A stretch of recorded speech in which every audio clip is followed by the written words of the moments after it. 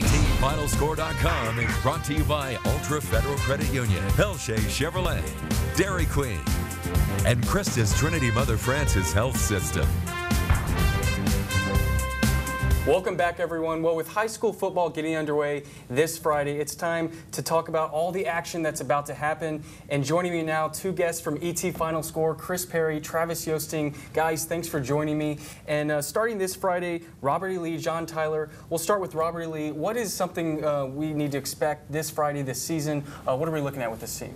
Well, it's a new head coach. Clayton George comes to Robert E. Lee from South Lake Carroll. And things have changed. I mean, in a good way. When you talk to the coaches and the staff and the players, it's just a different mindset. They're going really fast, and the defense is fast and physical. The offense is very fast and physical, and they looked really good in the scrimmage against Irvin McCarthy this past weekend. And with John Tyler, there's a realignment happening this season, and talk about that impact with this team. That's a big question for them this year. You know, how are they going to handle the realignment going back to the state's top classification? They've got the talent in terms of skill position players. Bryson Smith back at quarterback, Damian Miller at receiver, Javontavius Mosley at cornerback. They've got a lot of talent. The question is, how can their linemen stack up against 6A linemen? And as they go to 6A for the teams that are remaining in 5A, how do you think those teams will be impacted? It definitely makes things interesting in the old 17-5A now with White House, Glendale, Jacksonville, all those teams competing for playoff spots. It's going to be a lot of fun to see who makes it and who's left out. And another 5A school, Longview, a team that always finds a way to win, but they lost a lot of starters. What's the outlook for that team this year?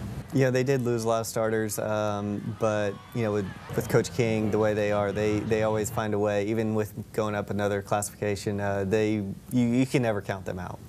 Just historically, always a good football team. They move them in and move them out, and they just keep rolling and keep winning.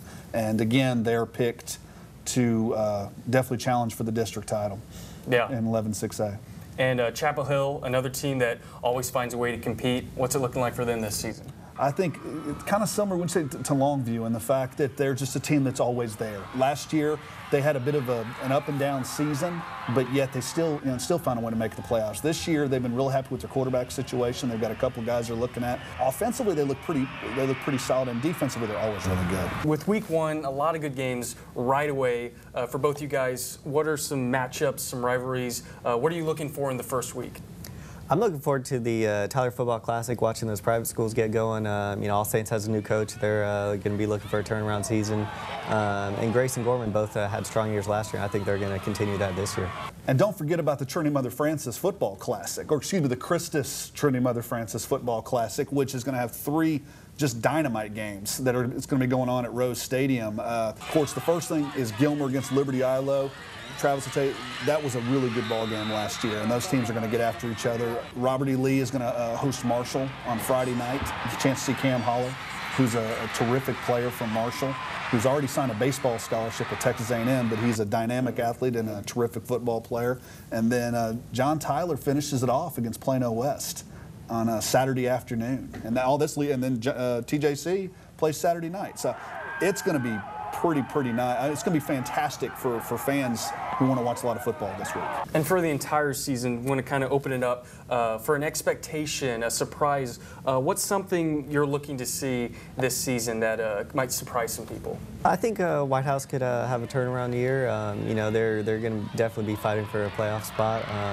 You can't count anyone out in that district. It's going to be highly contested. But also Lindale as well. You know, they got a senior quarterback, coach's son. You know, that's a tough combination to beat. Robert E. Lee's picked to finish last in its district, and in all the years I've been doing this, I've never seen that before. I just do not see that happening.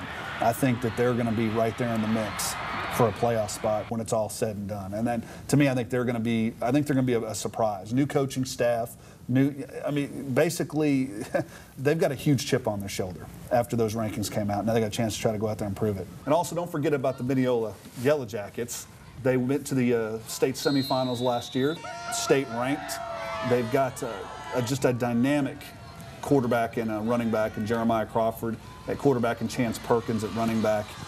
And they're pretty much looking at state or bust. And that's that's pretty high expectations for a team coming in. They're both seniors. This is a chance to complete the journey. Went to the state championship game as sophomores. Were beaten in the state semifinals last year, and this is the year for the Mineola Yellow Jackets. Well, Travis, Chris, thank you guys for coming in. Thank you for talking some football. Of course, we'll be out there in the action this Friday, getting you the highlights. So get excited for ET Final Score this upcoming Friday.